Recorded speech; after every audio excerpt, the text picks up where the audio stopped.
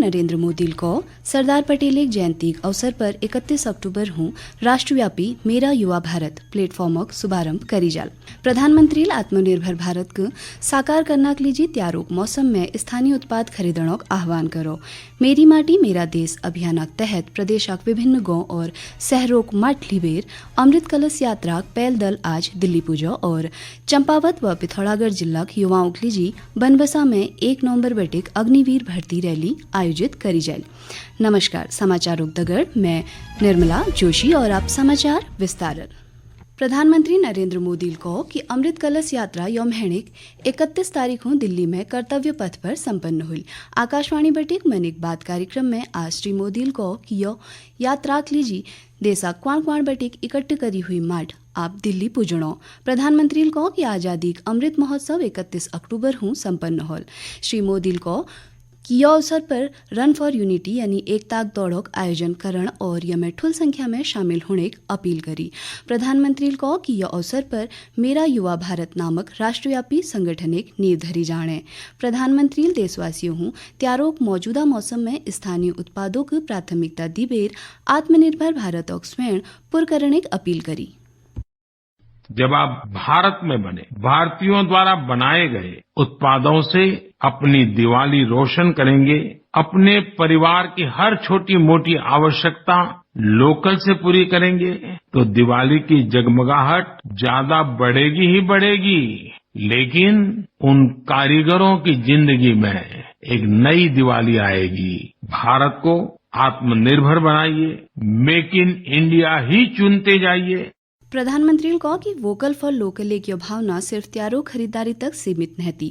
उन्होंने को कि भारत दुनिया सबन है ठुल विनिर्माण केंद्र बढ़नाक और अग्रसर छु और यही ठुल ब्रांड भारत में ही अपन उत्पाद तैयार करनी। श्री मोदी मनखियों हूँ अपील करी कि उ एकीकृत डिजिटल भुगतान प्रणाली भुगतान एक आदत डालो।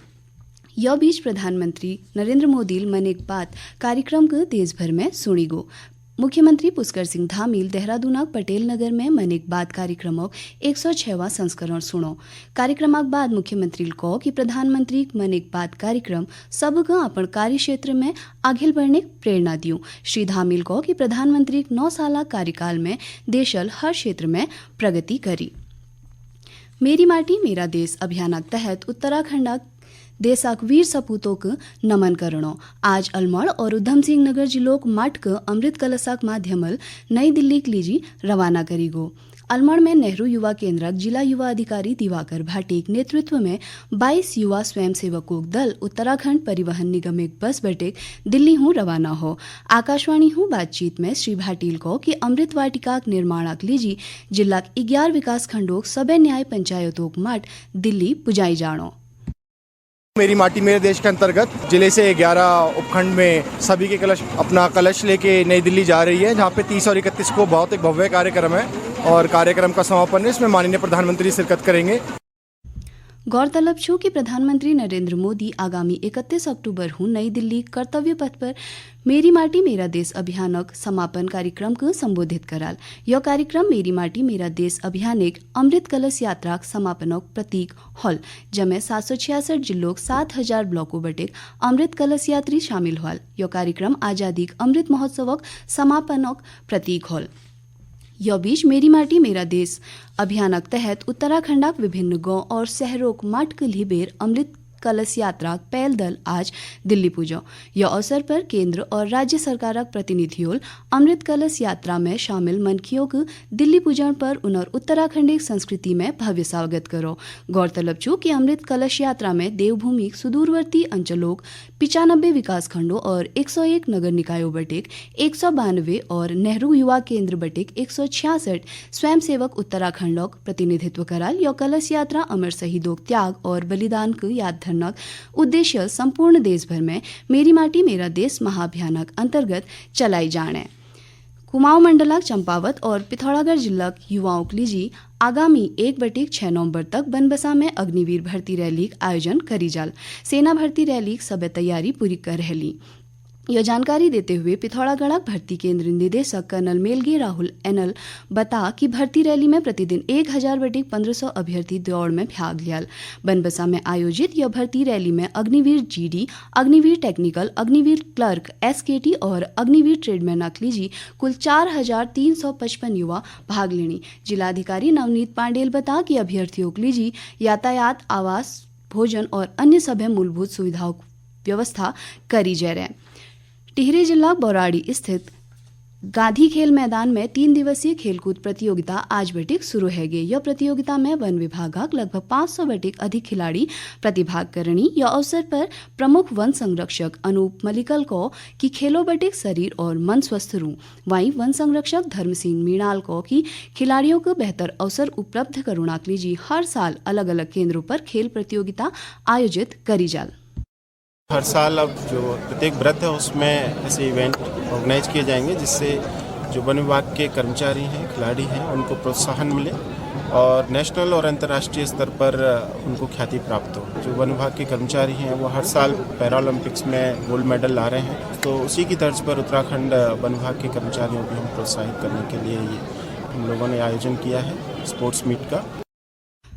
मुख्यमंत्री पुष्कर सिंह धामील ड्रग फ्री देवभूमि 2025 एक परिकल्पना को साकार करने के लिए प्रदेशक सभ्य थाना क्षेत्र में लगातार पुलिस एक चौपालक आयोजन करी जाल। यही क्रम में आज देहरादून जिला सभ्य थाना क्षेत्रों में प्रदेश को नशा मुक्त बनाने के लिए पुलिस चौपालक आयोजन करी गो। चौपाल में लोगों को नशा दुष्प्रभावों के संबंध में जागरूक करी गो। दगड़ ही लोगों को नशा तस्करों के विरुद्ध प्रभावी कार्रवाई में पुलिस को सहयोग प्रदान करने की अपील करी गई।